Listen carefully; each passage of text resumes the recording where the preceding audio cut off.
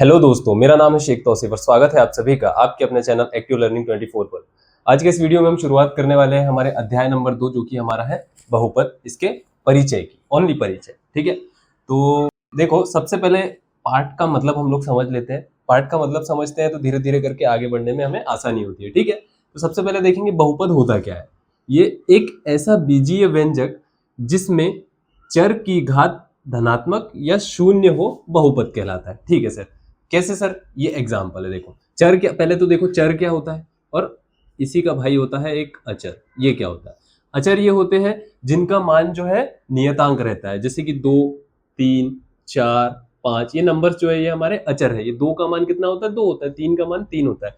अब मैं चर की बात करूंगा तो ये होते हैं एक्स, जेड, वाई, ए, बी, सी। ऐसा एबीसीडी में कुछ भी आ जाए तो अब x की वैल्यू कुछ भी हो सकती है। 2 हो सकती है, 3 हो सकती है, 5 हो सकती है, 9 हो सकती है, कुछ भी हो सकती है। ठीक है, तो ये वाले जो मान होते हैं जिनका मान फिक्स नहीं होता, ये क्या होते हैं?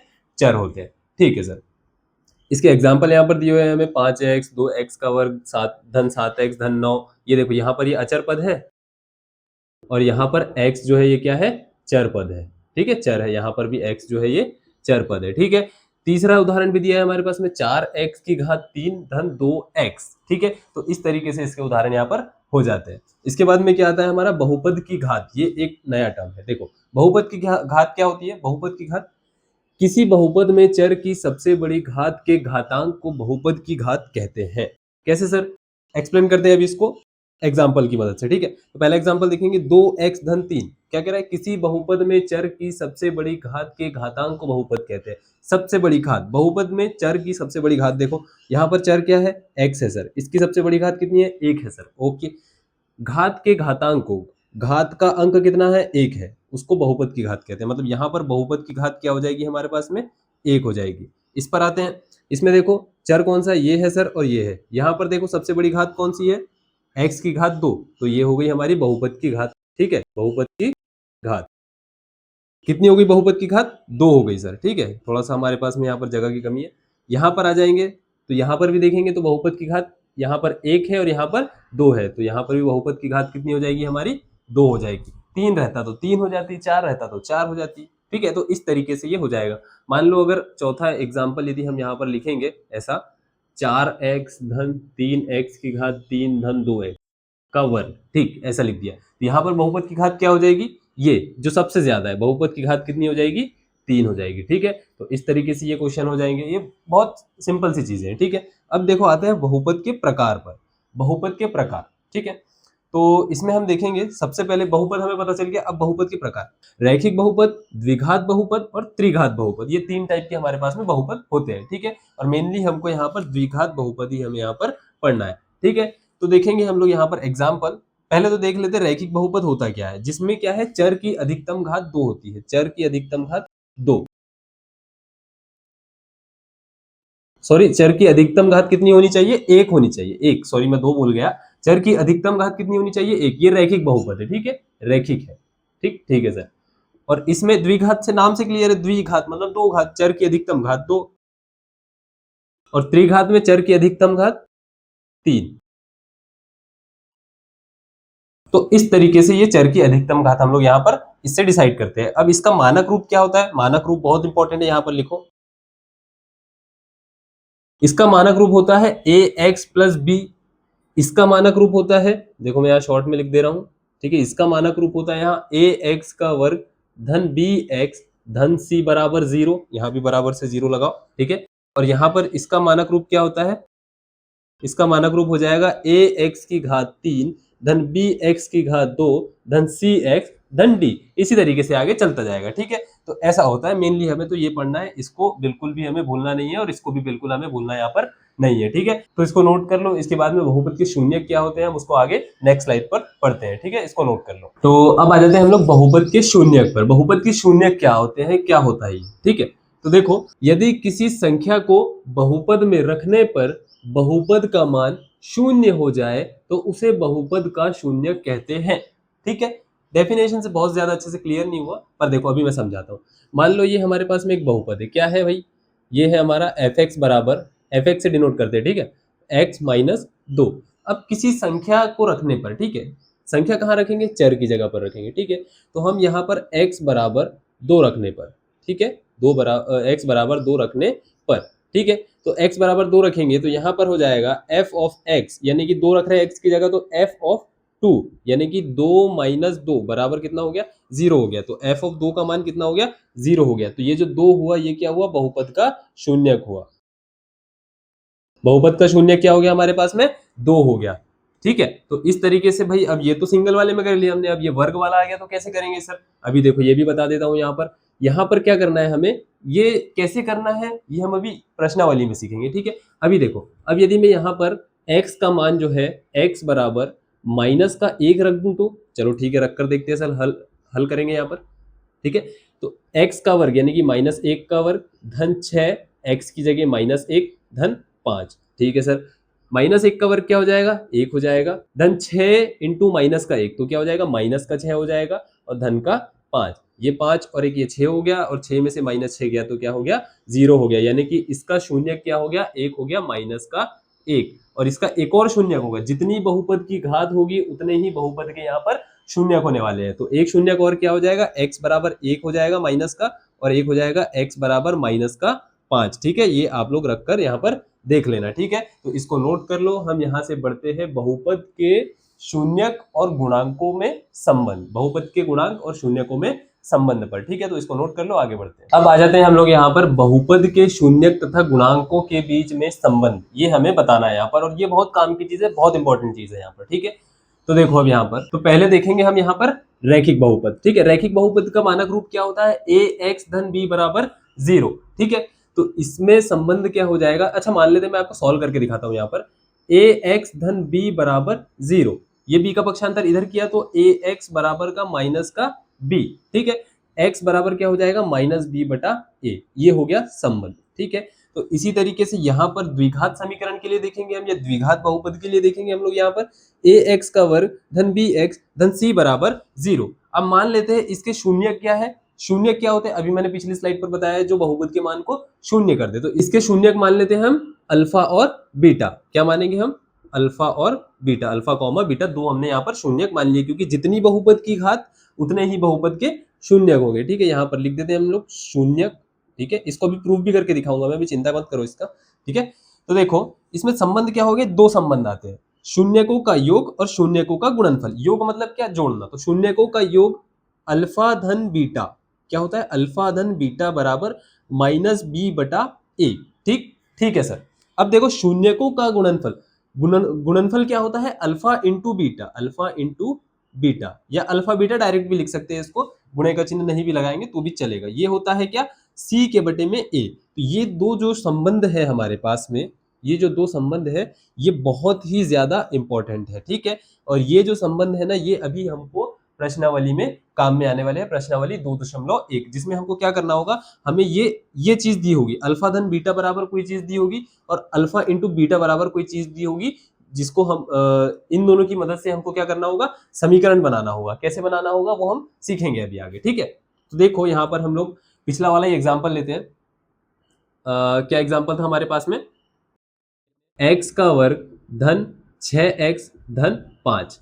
चलो अभी यहाँ पर एक चीज और, यहाँ पर इसके गुणनखंड कैसे निकालते हैं ये भी बता देता हूं मैं, ठीक है। यहाँ पर हम हल करेंगे, गुणनखंड कैसे निकालते हैं, तो हम इसको ऐसे तोड़ेंगे, जैसे ये हमारा a है, देखो ना, इसके मानक रूप के हिसाब से ये हमारा a है, ये हमारा b हो गया, और ये हमारा c।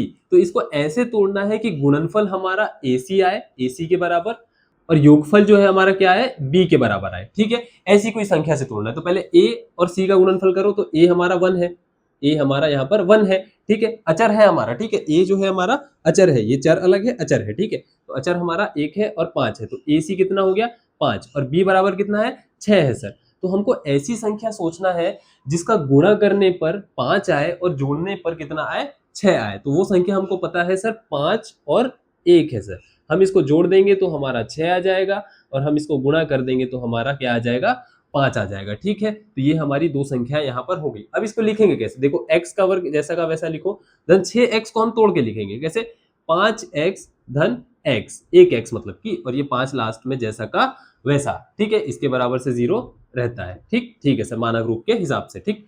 अब यहाँ से देखेंगे, यहाँ लिखा है x का वर्ग और यहाँ पर लिखा है 5x, ठीक है 5x। इसी को हम लिख सकते हैं x इंटू एक्स और इसको लिख सकते हैं हम लोग 5 इंटू एक्स। ठीक है सर। अब देखेंगे यहाँ से तो कॉमन क्या आ रहा है, तो ये यहाँ पर ये x जो है ये कॉमन है, तो इसको हम ले लेंगे यहाँ पर बाहर। ठीक है सर। बचा क्या, x बचा है अंदर और यहाँ पर क्या बचा है 5 बच गया सर, तो धन में 5 लिख दिया। Okay sir. अब यहाँ से देखेंगे तो यहाँ पर x लिखा है और यहाँ पर नीचे क्या लिखा है 5। यहाँ से क्या कॉमन आ रहा है, कुछ भी कॉमन नहीं आ रहा है, मतलब कि एक कॉमन आएगा। ठीक है, एक तो कॉमन आ ही जाता है, कुछ नहीं आ रहा है मतलब कि एक आ रहा है। ठीक है, तो हमने यहाँ से एक कॉमन ले लिया, बचा क्या x और यहाँ पर क्या बच गया 5 बच गया बराबर 0। अब देखो इन दोनों में से एक बार ये वाली टर्म लिख दो x धन 5 वाली और दूसरी बार में क्या लिख दो x और ये वाला 1। ठीक है, x धन 1 बराबर 0। ठीक है सर। अब इन दोनों को एक एक करके बराबर रखो। यहाँ पर हम लिखेंगे शून्यक, ठीक है, शून्यक भी कहते हैं या मूल भी कहते हैं इसे। ठीक है, तो x धन 5 बराबर एक बार 0 रख देंगे और दूसरी बार क्या रख देंगे x धन 1 बराबर 0। ठीक है, तो x और ये 5 का पक्षांतर करेंगे तो ये हो जाएगा माइनस का 5, यहाँ पर x 1 का पक्षांतर करेंगे तो ये माइनस का 1। ठीक है, नहीं भी समझ में आया है तो कोई दिक्कत नहीं है, इसके आगे के प्रश्न यही वाले हैं। ठीक है, तो हम लोग इसको अच्छे से सॉल्व कर लेंगे। ठीक है, तो यहाँ पर x का मान माइनस का 5 आ गया और x का मान माइनस का 6 आ गया। मैंने पिछली स्लाइड में आपको ये बताया था माइनस का 1 और कहा था कि माइनस के 5 से आप खुद सॉल्व करके देख लेना। ठीक है, तो हमारे पास में कितने शून्य आ गए, माइनस का 5 और माइनस का 1। अब देखते हैं हम इसमें प्रूफ करके कि आता है या नहीं आता है। अल्फा धन बीटा, ये हमारा अल्फा हो गया, ये हमारा बीटा हो गया। ठीक है, तो अल्फा धन बीटा तो माइनस का 5 धन माइनस का 1। ठीक है, तो मैं सीधे ये वाले माइनस को बाहर करके लिख देता हूँ। ठीक है, प्लस को हटा देंगे, माइनस का 1। ठीक, बराबर माइनस बी बटा ए। माइनस बी यानी कि 6 हमारा बी है और माइनस लिखना है हमको, तो माइनस बी यानी कि माइनस का 6 के बटे में ए। यहां पर हम संबंध करके लिखते हैं पहले, संबंध। ठीक है, संबंध की जांच करते हैं ना हम लोग, संबंध की जांच करेंगे। ठीक है, ये हमको क्वेश्चन आने वाले, ये मैं आपको क्वेश्चन ही करवा दे रहा हूं पहले। ठीक है, प्रैक्टिस। ठीक है सर।